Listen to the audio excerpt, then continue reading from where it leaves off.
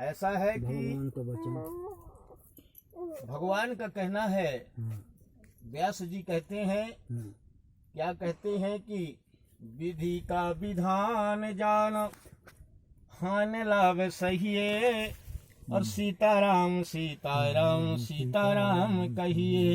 यानी जो परमात्मा विधि में लिखा है, उसको सहना पड़ेगा। और सहते हुए केवल उससे उद्धार होने के लिए केवल एक भगवान का शरण ही एक ऐसा है कि उन्हीं के शरण में यदि हम जाएंगे, उन्हीं का भजन करेंगे, तभी हमारा बेड़ा पार होना है। तो एक बार 88,000 महात्मा जो हैं, एक दंडक वन में, जैसे बनास है, दंडक वन है, दंडक वन में रमणीक स्थान पर जहाँ सुंदर मैदान था, वहां पर बैठ करके भगवान की तपस्या करने लगे। और क्यों तपस्या करने लगे? वो साधु हैं, साधुओं को कभी तकलीफ नहीं होनी चाहिए। उनका केवल काम है भगवान का भजन करना, है ना। तब भी उनको तकलीफ था, क्योंकि भगवान की पूजा 3 प्रकार की होती है, कायिक, वाचिक, मानसिक। कायिक का मतलब हुआ हाथ, वाचिक का मतलब हुआ वचन जो हम पढ़ रहे हैं, मानसिक का मतलब हुआ श्रोता मन से पूजा करे, उसको कहते हैं मानसिक पूजा। यदि आपके पास फूल नहीं है, बेल पत्र नहीं है, दूब नहीं है, नारियल नहीं है, जल नहीं है, द्रव्य नहीं है, तो आप मानसिक इनको सबको चढ़ा सकते हैं। मन में, मानव प्राणी में 10 इंद्रिय होती हैं, मन सबसे बड़ा इंद्रिय है। मन को एकाग्र चित्त करके यदि हम कहें कि प्रभु हम आपको नारियल चढ़ा रहे हैं, तो नारियल नहीं है, पर यदि मन को हम चढ़ा रहे हैं तो नारियल चढ़ गया। फूल चढ़ा रहे हैं मन से तो फूल चढ़ गया, भले नहीं है अपने पास, पर अब मानसिक फूल कहते हैं। वो जो है मानसिक फूल, ये पंडित लोग बना के नहीं कहते हैं, ये जो है उसमें पुराण में दर्शाया गया है, विष्णु पुराण में ये सब लिखा है। तो क्या होता है कि दंडक वन में बैठ करके परमात्मा की पूजा पाठ करने लगी कि हे भगवान, हमको बहुत तकलीफ है, दुख है, आए करके आप हमारा दुख दूर करें, है ना।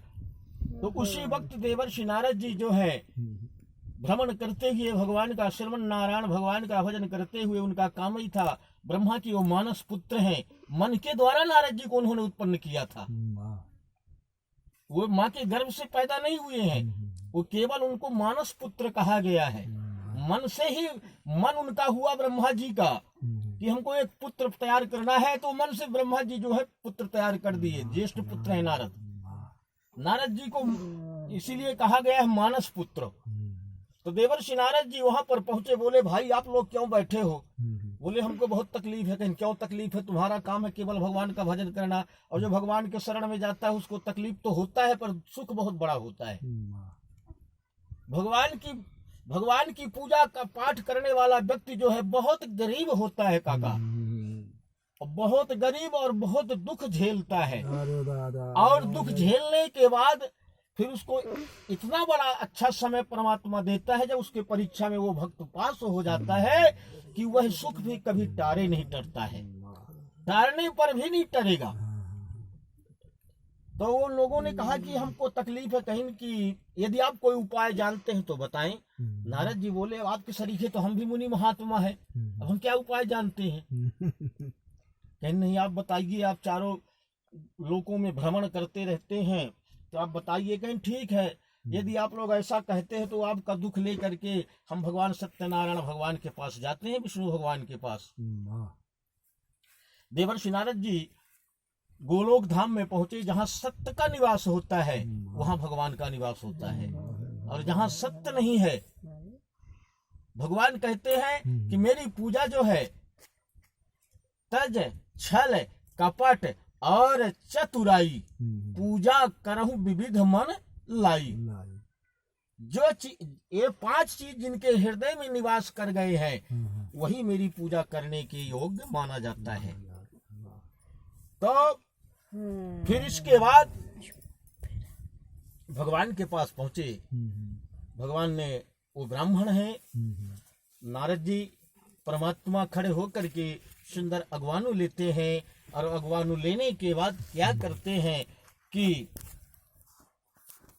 अगवानु लेने के बाद उनका चरण धोते हैं, चरणामृत लेते हैं और चरणामृत लेने के बाद परमात्मा पूछते हैं कि हे देवर्षि नारद, आपका आगमन हुआ है, क्यों आगमन हुआ है? नारद जी बोले, प्रभु आप सब कुछ जानते हुए भी आप हमसे पूछ रहे हैं, तो हम बता रहे हैं। यदि आप प्रश्न कर रहे हैं तो हम बतला रहे हैं।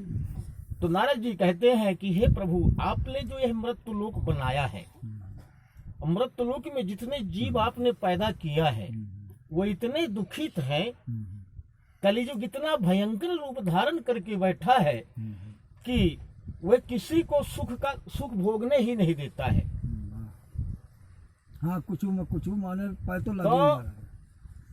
यह कलिकाल कठिन उरगारी, पाप परायण सब नर नारी। हे प्रभु, यह कलियुग जो है, कलियुग का शुद्ध नाम करयुग है। करयुग मतलब कर माने हाथ, अपने हाथों द्वारा किया हुआ कर्म ही युग की गिनती होती है। तो हम जैसा कर्म करेंगे वैसा फल हमको प्राप्त होगा। तो कलियुग जो है, नारद जी कहते हैं कि प्रभु कलियुग है, किसी को पुण्य करने ही नहीं देता है, सब पाप करने में जुटे हुए हैं।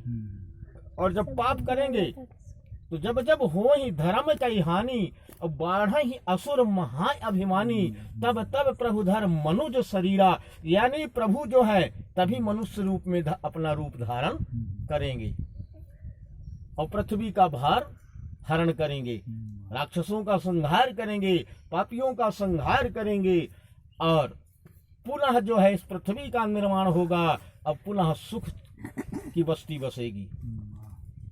तो यदि उनका दुख दूर करने के लिए प्रभु, यदि आपके पास कोई उपाय है तो आप बताइए। नारद जी ऐसा प्रश्न करते हैं भगवान से। भगवान बोले, देवर्षि नारद, आपने बहुत अच्छा प्रश्न किया है, यह समस्त लोक के हित की बात है, मैं अवश्य आपको बतलाऊंगा। बोले, मृत्यु लोक में चाहे स्वर्ग लोक हो, चाहे मृत्यु लोक हो, चाहे धरातल लोक हो, चाहे पाताल लोक हो, चाहे सुतातल लोक, 7 लोक 14 भुवन होते हैं। तो यदि मानव प्राणी जो है सत्य को धारण करके और नारायण की कथा को श्रवण करेगा, मेरी कथा को श्रवण करेगा, उसके हर बिगड़े कार्य सिद्ध हो जाएंगे। उसी को कहते हैं सत्य धन नारायण। यदि सत्य और नारायण को जोड़ दिया जाए तो सत्य नारायण की कथा बन गई। तो सत्य नारायण, सत्य को धारण करके जो भगवान विष्णु की कथा को श्रवण करता है, उसके जितने भी कायिक, वाचिक, मानसिक जितने भी पाप हैं सब जल करके भस्म हो जाते हैं और वह सुख शांति को प्राप्त होता है। तो नारद ने कहा, प्रभु आपने उपाय तो बताया, पर इसे किस दिन सुनना चाहिए? नारद जी से भगवान कहते हैं कि अस्मिन कस्मिन दिने मृत्युलोके श्रद्धा सर्विता। जिस दिन मृत्युलोक के प्राणियों को मन में ये श्रद्धा उत्पन्न हो जाए, उल्लास हो जाए कि आज हमें भगवान की पूजा करनी है, उसी दिन भगवान की कथा सुन लेनी चाहिए। टाइम नहीं, टाइम कुछ भाई, यह शरीर जो है, हाँ, ये शरीर जो है, यह कंचन काया जो है, इसमें मल मल के कपड़े पहनते हैं, मन मन के साबुन लगाते हैं, मन मन के इत्र फुलेल लगाते हैं, पर ये है क्या? ये मिट्टी है, शुद्ध मिट्टी है। हाँ, मिट्टी है दादा, है ना? कबीरदास जी ने लिखा है कि पशुओं के चाम की जूते भांति भांति के बनाए जाते हैं, पर मानुष की चाम कोई काम नहीं आते हैं, है ना? जब भर ये सांस है तब भर आदमी का स्वरथ लगा है। आप अच्छे सयान हो गए हैं तो हम सोचते हैं कि कम से कम घर में तो बैठे तो कोई जाने की घर ताके बनाई को बैठे, और जौन दिन तुहार सांस बंद होगा तो हम कैसो न कहब कहब जल्दी तारा बेयर होत हाँ अब यार हुआ तला है। हाँ बिल्कुल ठीक है दादा। जैसे कहब कि जानी थी कि ये दुआरा भर न ताकी हमार हाँ हाँ, अब तो वही का खाली हो खाली होगा, क्या मतलब इसको रखने से अब, है ना। हाँ दादा। तो ऐसा है कि नारायण ने कहा किसी दिन भी भगवान की कथा को श्रवण कर लेनी चाहिए। तब नारद जी ने कहा कि हे प्रभु, आपने उपाय बतलाया, समय बतलाया, पर इसमें विधि क्या है, सामान क्या लगना है। भगवान कहते हैं चावल के आटे का प्रसाद होना चाहिए, केले का फल होना चाहिए, मीठा होना चाहिए, नारियल होना चाहिए, ऋतु फल होना चाहिए, यथाशक्ति जो अपने पास है हो सके। हाँ उसको जोड़ करके और परमात्मा की पूजा कर लेनी चाहिए। और कुछ भी नहीं है तो मन की पूजा करनी चाहिए, शुद्ध हो। शुद्ध मन चाहिए। और इसके बाद पूजा भगवान से पूछ करके देवर्षि नारद जी तुरंत तो ऋषियों के पास आते हैं, बोले भगवान ने आप उपाय बतला दिया है, आप लोग बैठ करके सूत महाराज जी से कथा श्रवण कीजिए, भगवान का आपका दुख दूर हो जाएगा। सभी 88,000 महात्माओं ने भगवान की कथा सुनी। कथा सुनने के बाद उनका संपूर्ण दुख दूर हो जाता है, दालित दूर हो गया, वो सुख चैन से अपना जीवन व्यतीत करने लगे। अब फिर क्या होता है कि कांचित काशीपुरे रंभे आसीतः, कांचित काशीपुरे रंभे आसी विपो निर्धनाच्युत व्याकुलो भूत्या नित्यं भ्रमं भूतले दुःखितान् ब्राह्मणं दृष्ट्वा भगवान् ब्राह्मण प्रियः वृद्ध ब्राह्मण रूपेण वृद्ध ब्राह्मण रूपस्थं प्रपक्षं द्विजमादरात् किमर्थं ब्रह्मसे विप्रं महि नित्यं सुदुःखिताः तस्य श्रोतमीक्षामि कथत्याज जीवोत्तमाः। इसके बाद क्या होता है कि एक काशीपुरी नगरी थी। काशीपुरी नगरी जो है बहुत पवित्र नगरी मानी गई है। काशीपुरी नगरी में जो है एक शतानंद नाम का बहुत गरीब ब्राह्मण था। वह भीख मांग करके अपने परिवार को जिलाया करता था। एक दिन वह भिक्षा मांगने के लिए गांव की ओर जब निकला तो रास्ते में जो है बूढ़े ब्राह्मण का वेश धारण करके परमात्मा उसके सामने खड़े हो जाते हैं। और खड़े होने के बाद बोले भैया तुम ये भीख मांगते हो क्या, इससे आपके परिवार का पालन पोषण हो जाता है। कहीं जितना मिलता है उतने में हमको संतोष करना पड़ता है। गज धन गोधन बाज धन रत्न धन ये न समान, और जब आवे संतोष धन तो सब धन धूल समान।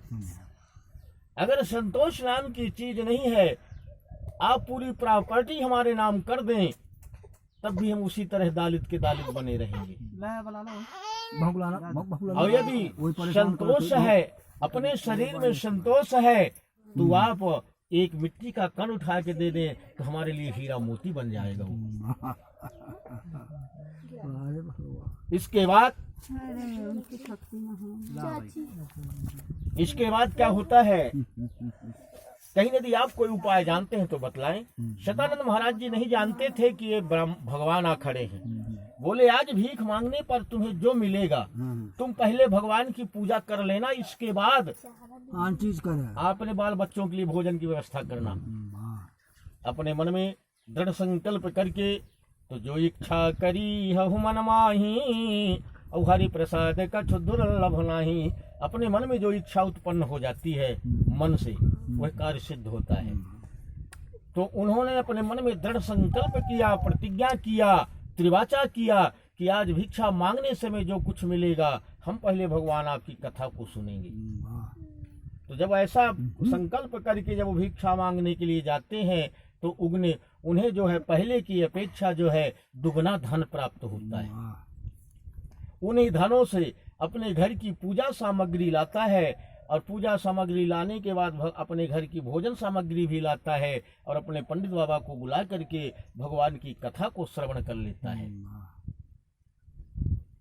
कथा श्रवण करने के बाद थोड़े ही समय में शतानंद महाराज जी का गरीबी दूर हो गया और वे मालामाल हो गए। और दूसरे युग में भगवान का जब भगवान साकेत धाम को चले गए और जब पुनर्जन्म होता है द्वापर युग में भगवान का, तो कृष्ण भगवान के रूप में जिनका आज जन्म होना है। वाह। आज उनका जन्मदिन है, कृष्ण जन्माष्टमी है। तो इसके बाद कृष्ण के रूप में परमात्मा का जन्म होता है और यह ब्राह्मण, गरीब ब्राह्मण जो है सुदामा के रूप में जन्म लेता है। दोनों की मित्रता होती है। झूठ बोलने पर मित्र भगवान कृष्ण इसको श्राप दे दिए थे तो दालिद हो गया था। गुरु से कपट, मित्र से चोरी, और होए कोढ़ी की होए निर्दयी। तो यानी अपने मित्र से झूठ बोला था, जंगल में चना चाप गए थे अकेले वो है? तो लास्ट में सुदामा जी द्वारिकापुरी जाते हैं अपने ब्राह्मणी सुशीला के कहने पर, तो भगवान उसको 2 लोक का राजा बनाते हैं। अपने से 2 गुण द्वारिकापुरी उनके यहाँ बसा देते हैं, बना देते हैं। तो भगवान के भक्त की परीक्षा बहुत कठिन होती है, और यदि वह परीक्षा में पास हो गया तो फिर उससे बड़ा भक्त इस संसार में, ब्रह्मांड में कोई नहीं है। एक बार नारद जी भगवान से कहते हैं कि प्रभु मैं आपका दिन भर बीणा लेकर के श्रीमन नारायण नारायण नारायण, मैं दिन भर नारायण नारायण कहता हूँ, सोबत जागत बैठा था। हाँ, तो अपना मोही आशीर्वाद नहीं दे, और अपना जौन है मृत लोक के मनुष्य का जौन है अपना बहुत खुश हो ऊपर। कहीं नहीं समझते नारद, तुम्हारे दिल भर इतना काम है। हाँ, दूसरा काम है नहीं। दूसरा काम है नहीं है। और वह गृहस्थी में रहते हुए 4 ठे माल मवेशी है, 4 ठे नात भाई है, खेत है, कनिहार है, गृहस्थ आश्रम में रह करके अगर मन से वह हम 1 लोटिया पानी भर चढ़ा दीस, हाँ, तो हम पा जाए। यहाँ से उससे ज्यादा खुश रही थे हम। कहीं बाहर भगवान अब हम पानी चढ़ाओ भी कहाँ लग बीड़ा धो लकड़ी तुम्हार कहीं तुम भी लकड़ी ढोया तो वहीं तुम खुश हुआ नहीं ना हुआ तुम्हारे ऊपर हम। तो बताइए कि जब भगवान इतने साधारण में प्रसन्न हो जाते हैं तो इतना करने वाला को नहीं है ना। नहीं बैठे रही जा रही। तो इसके बाद क्या होता है कि अगरबत्ती है का ठेलल्लू। हाँ है तो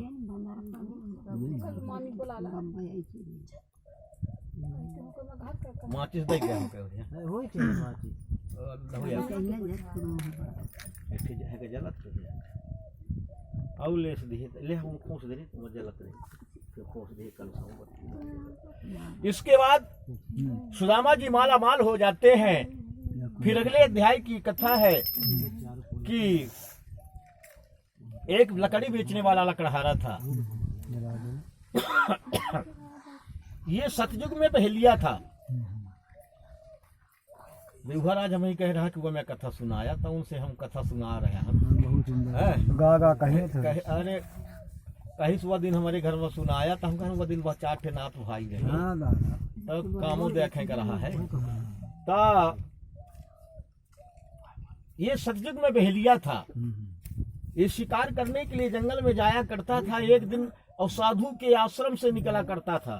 तो ये एक बूढ़ा साधु था, वो बोला कि ये बहेलिया जो है हमारा धर्म नष्ट किया है। बोला आज इसको हम कहेंगे कि हम भी शिकार खाएंगे, भैया हमारे लिए भी ले आना, का जात नहीं आवे दोबारा। तो वह पड़ोसी मोरे बरोबर चाहते रहा कि आओ खाए। कहीं बिल्कुल लान दे बाबा तुम्हारी खेती हम तो कहीं हम तुहाँ या तुहाँ इगरी छिगरी न खाब। हम 4 पैर के चिड़िया जौन हुई त्याखा शिकारा करब। अरे कहीं चिड़ैया पक्षी कुछ कतना मिल गई है जंगल में 4 गोड़ के। हाँ 4 गोड़ के। इसके बाद वो क्या करता है कि अनाज लेता है, बोरन अनाज लेकर के गया नदी के किनारे बिखेर देता है और अपना जाला बिछा देता है और बैठ गया। 1 दिन व्यतीत हुआ, 2 दिन व्यतीत हुआ, 3 दिन व्यतीत हुआ, 6 दिन व्यतीत हो गया। 7वां दिन जब आया बोला अब यहाँ 4 पैर की चिड़िया नहीं आने वाली है।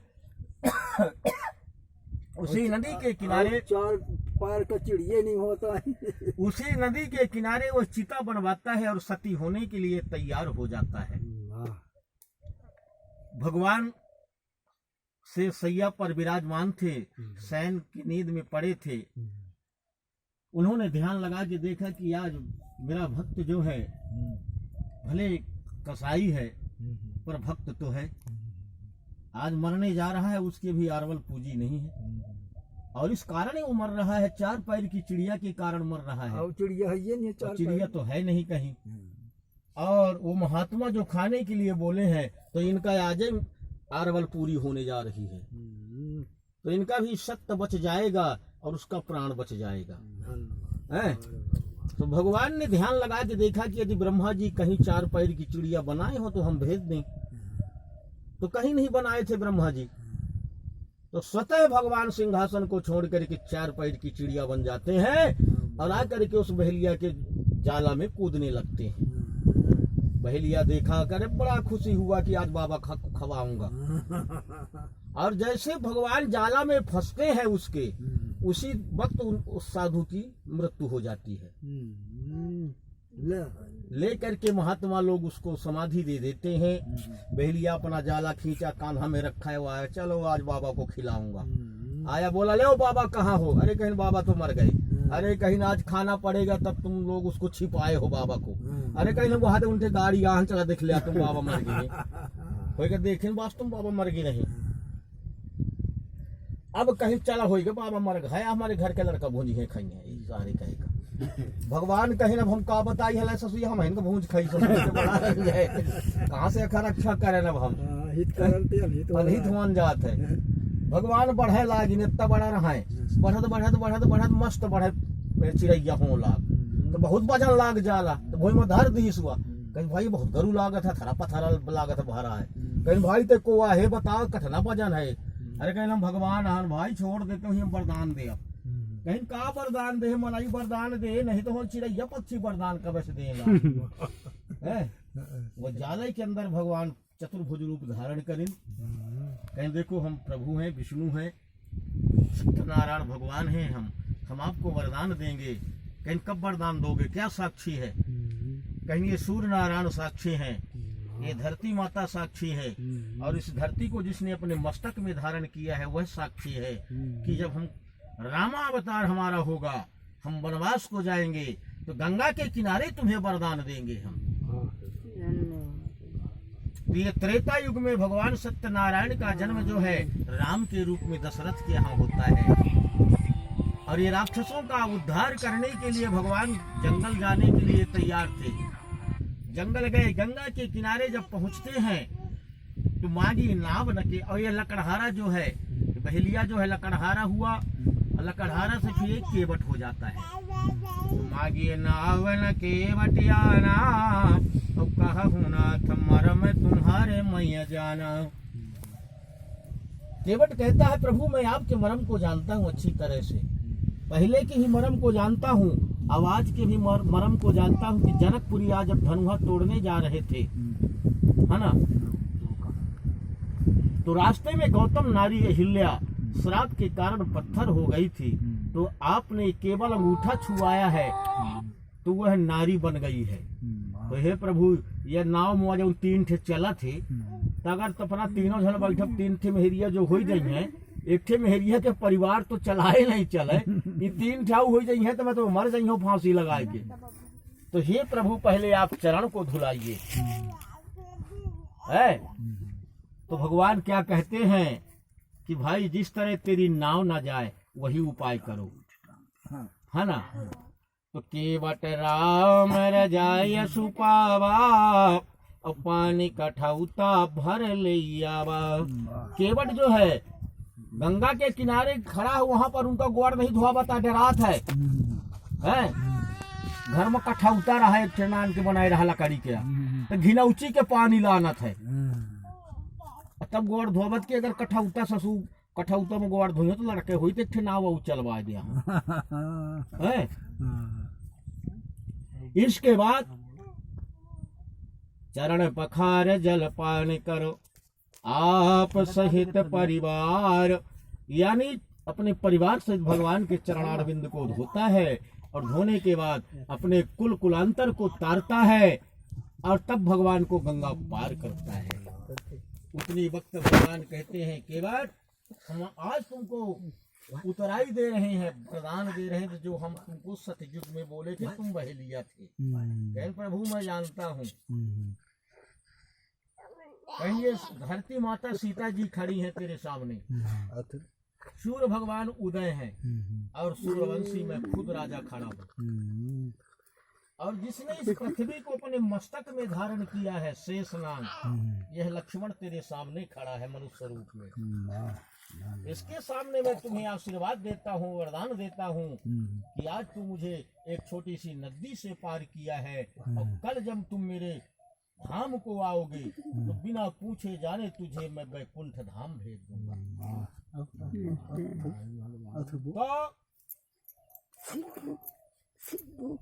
तो एक बार अब अगले अध्याय की कथा है। भाइयों, एक उल्लामुख नाम का राजा था।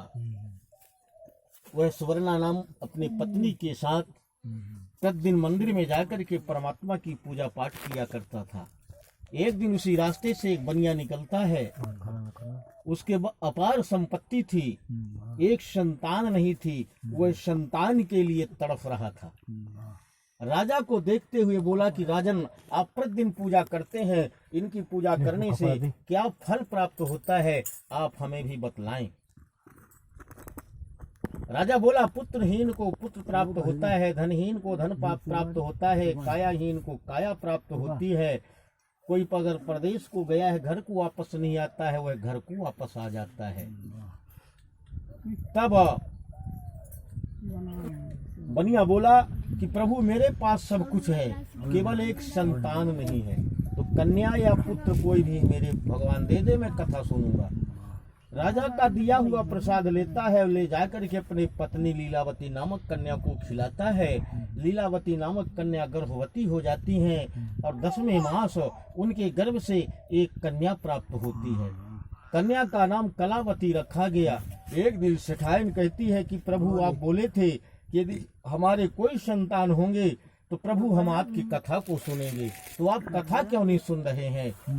बनिया बोला कि हम बार बार खर्चा नहीं करेंगे, जब इसकी शादी करेंगे तो कथा सुन लेंगे। तब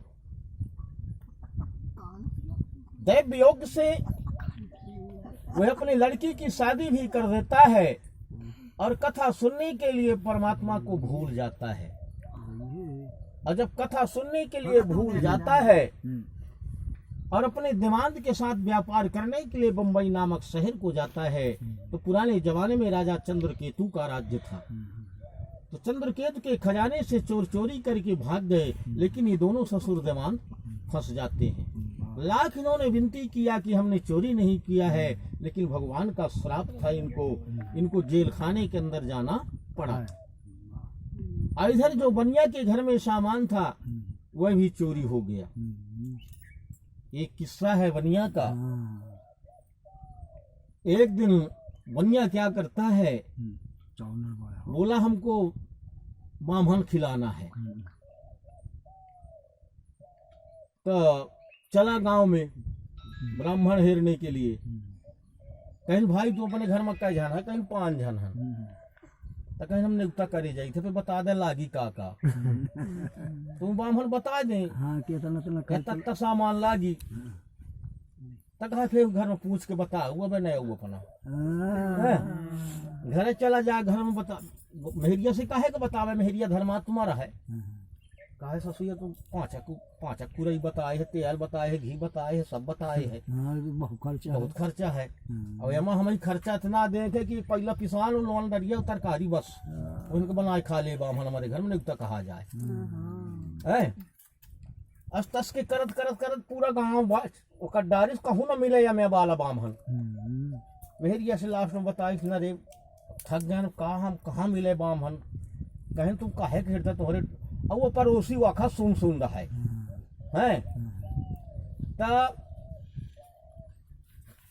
पर वो कहिस कि पड़ोसी में ब्राह्मण है, आई नाग न पूजे बामी पूजे जाए, तुम संसार में हेरते तुम्हारे दुआरम ब्राह्मण बसा है, नहीं खवा सकते यहाँ गाँव में हेट डारा। कहीं हाँ ठीक बताए पंडित बाबा तुम्हारे नियुक्ता करे जाई थे है, और बताई सामान का लागी, तो बताइस बेचारा वो सुन रहा है, तो वो उके मन के बताइस कि होगा कुकुरवा पहला पिसान उसान तरकारी वरकारी ऐसे थोड़ा था इन्हाले बहुत बढ़िया बामन मिलेगा हैं? सहज मिलेगा। सहज बामन घरे के बैठ रहा तो कहिस की बैठा बैठा बैठा रे बैठा बैठा। कई समझ ले अब मन में बढ़िया का सोचत है कि इतना खड़ी तो मुँह से न दिख जाई हैं?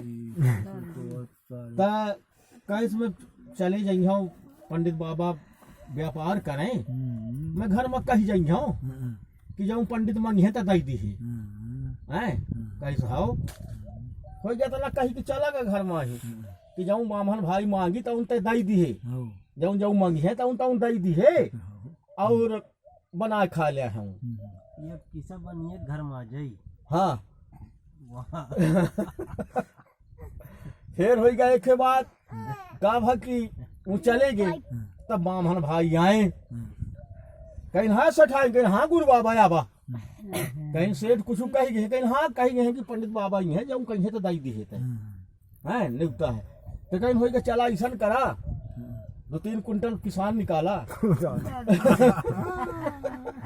2-3 कुंटल चावल निकाला 2-4 बोरा दार निकाला कैसा हो महाराज कही गए हुई कि जाऊँ जाऊँ पंडित मंगे तो दाई दी है और कहीं नौकर लगा के सब हमारे घर में धरवा तुम ढोवाए ढोवाए 1 टीना घी 2 टीना तेल 2-3 बोरा तरकारी वरकारी सब ऐसे सब भेजवावा वो लगा दी नौकर चाकर ले ढोवाई वो के घर में सब बामन के घर में भर दिन ओखा कोठवा अच्छा हाँ क्या गोरी कहीं की हाँ बन तो गहा अब खाब आए चला तुम उनके बैठ रहा हम जय कौर खाब तैठ मोहरा ले कहीं न कही गए कि जाऊँ पंडित मंगे तो दाई दी हम देब ना बात तो पहले पहले के बात है ले बोरिया सारे सोन चांदी बनी नहीं है बैठ रहा है उनके और छोट छोट कौरा बामन भाई टोरे एक कौरा खाए 1 ठे मोहर 2 कौरा खाए 2 ठे मोहर बस खाद बोरिया नोखा सोन चांदी चला कर सब ठग ली बामन भाई और बामन कहे को भगवान आया आगे